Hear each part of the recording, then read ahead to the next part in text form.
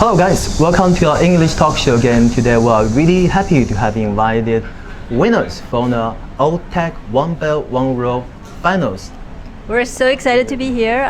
My name is Yeeli. I'm the CEO and founder of Fab & Co, a clean beauty platform that plans to revolutionize the way beauty is being brought to consumers living in the tropics. And you're from Singapore, right? That's right. My company is currently in Singapore, and over here we have Ryan. Yeah, Ryan, can you I'm tell us a bit about Ryan. you? Of course, I'm the head of channels for Fab & Co, and we hope to bring cleaner beauty to better beauty. Oh wow, that's really like a slogan of your company?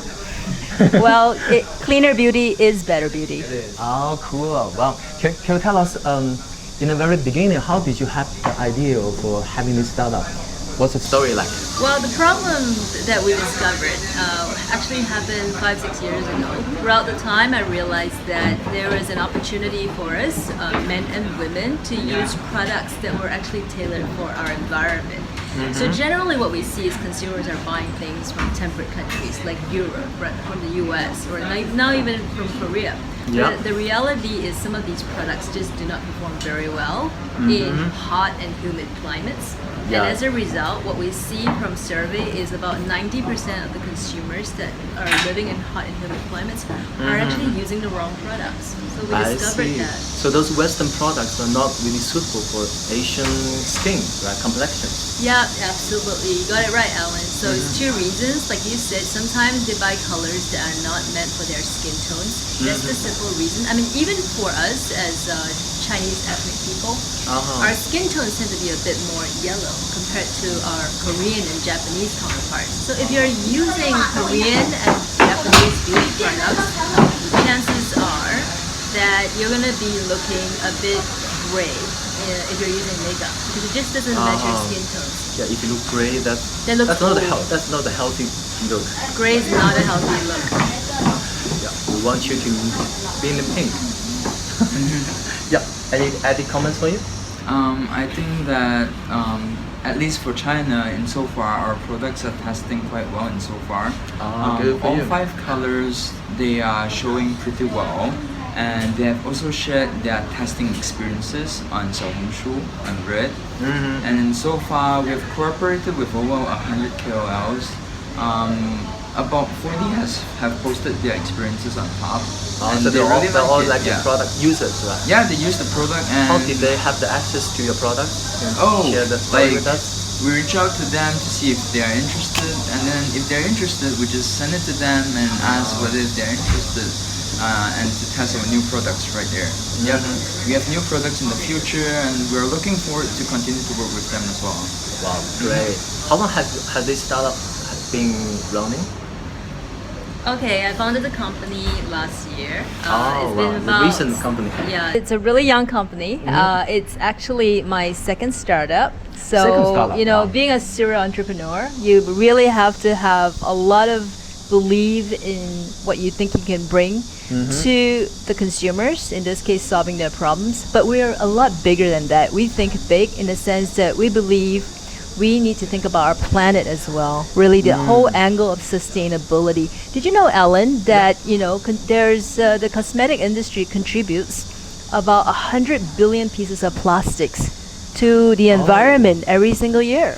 I didn't know that. Wow, that's a huge number. And there's a lot of waste. A A lot of waste that's happening, especially when the behavior encourages you to store 囤货, as they call it in Chinese. I think many girls have the habit of storing cosmetics. Right, and the thing is that cosmetics have a shelf life. So if you buy too much, in maybe 6 months, it actually expires. Yeah. But the thing that Fab & Co is really trying to solve is not just, like, to your point, the issue around skin tone, which is what we call inclusivity, but we're also trying to solve this issue with the environment. So our packaging, from the box itself to the product itself, are all very thoughtfully designed so that we reduce the carbon footprint as much as possible.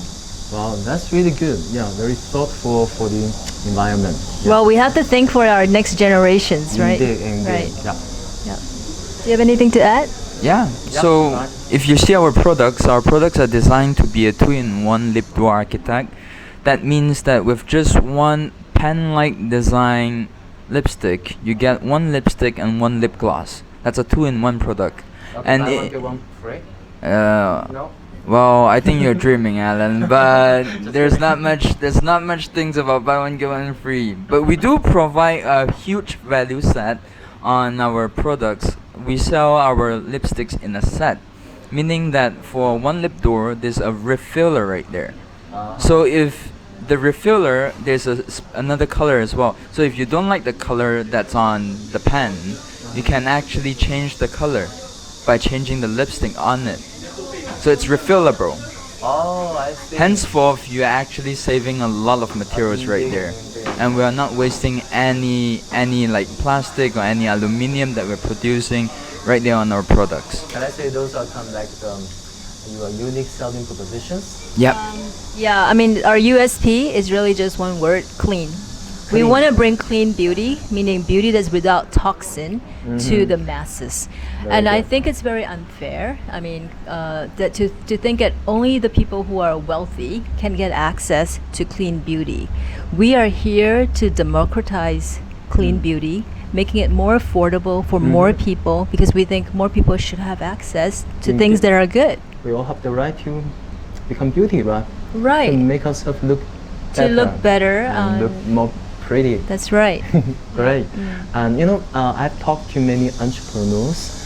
Sometimes I get a feeling that they told me being an entrepreneur sometimes can be quite frustrating, challenging. So in your experience, have you ever experienced certain things? From my point of view, or Yeah, from Ryan's? From your point of view. From my yeah, view? yeah. Oh, You're an it's- entrepreneur, right? It's tremendously hard, guys. You have to believe in what you're doing, and I think what is important is to don't do it alone.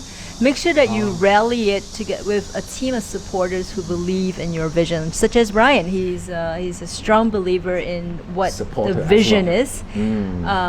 But don't do it alone. It can be really tiring. There's a lot of defeat in the process. And the fact that you are able to pick yourself up, through the support of your family, of your friends, that's really important. But the other thing is, as an entrepreneur, it's easy to neglect yourself because you're giving everything you have to your business. I see. And what is important that I your constantly dedication. remind myself is, you got to think about that, but you also got to take care of yourself at the end of the day.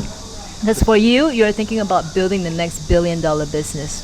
If you want to build a billion-dollar business, you got to be a really healthy person. Yeah. Take good care of Mentally, your- physically, yeah. spiritually. Wow. The kinds of health, right? So from my Healthy body, healthy mind as perspective, well. yep. So from my perspective, I think entrepreneurship is pretty much a lifestyle.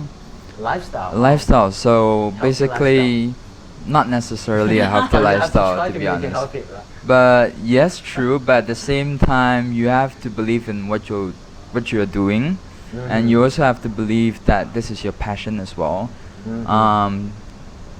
According to one of the investors that we have met in OTech, Mr. Yuan Yue, he actually said that to summarize entrepreneurship, it's actually work maniac. Work mania. Yeah, like so workaholic. so entrepreneurs are basically work maniac or workaholics. Yep, but I'm not a workaholic. I won't define myself as a workaholic, but I would just define myself as someone who really likes marketing, who really likes doing marketing in cosmetics industry. So Yep. marketing, cosmetics. That's where your passion is, right? Yeah, that's where I'm located right now, and that's what I will be continue doing henceforth. Yep. Very good.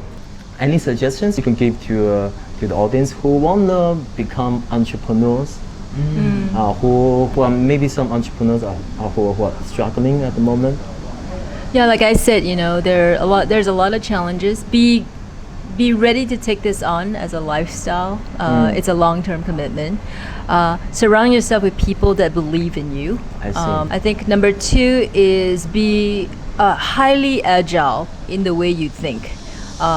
Really be open to what the market tells you, and do not be married to your idea, and just be ready to pivot. It doesn't mean that you're not doing well or your idea was stupid in the first place, but you just have to keep pivoting because you're planning to build something that's here for a long time. So if the market tells you it's not working right now, change, but just an adapt. I see. So don't be stubborn. Be flexible.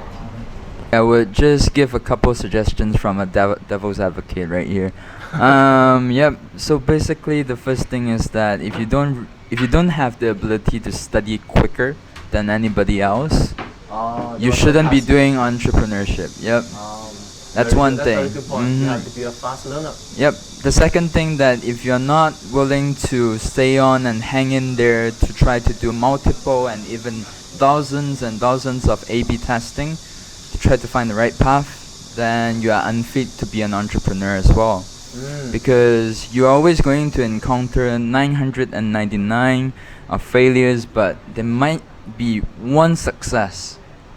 But you can see the success rate right there. 1 out of 1,000, or maybe even smaller. Yep. Wow. So you really need to be persistent right there. Wow. That would be a little bit of word of advice, I would say. But very valuable, yeah, based on your experience, and it's really something. It's a good mindset, right? Yeah, for entrepreneur to have. If I may just keep it really simple for everyone, it would just be, I call it the ABCs of entrepreneurship. ABC. Number one is you really need people who believe in your idea. It could be angels or investors. So that's what I call A for angels. Angels, good. B is you really need to have a business domain expertise. You understand the pain points. Ideally, you live through the pain points and you are able to empathize with your customers' pain points.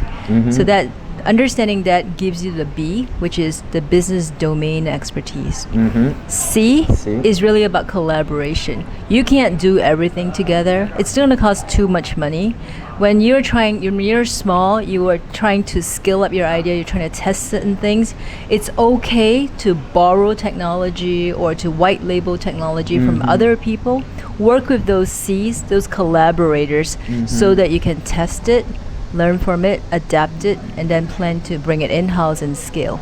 So A, B's, and C's, Wow, angels, business domain expertise, and your partners, collaborators. Wow, very good. Thank you so much for sharing those valuable viewpoints with us. My pleasure, and thanks for having us, Alan. It's my real pleasure as well. We sincerely wish you all the best. Of course. Yep. Thank you so much. Yep. I'll see you guys next time. Bye bye.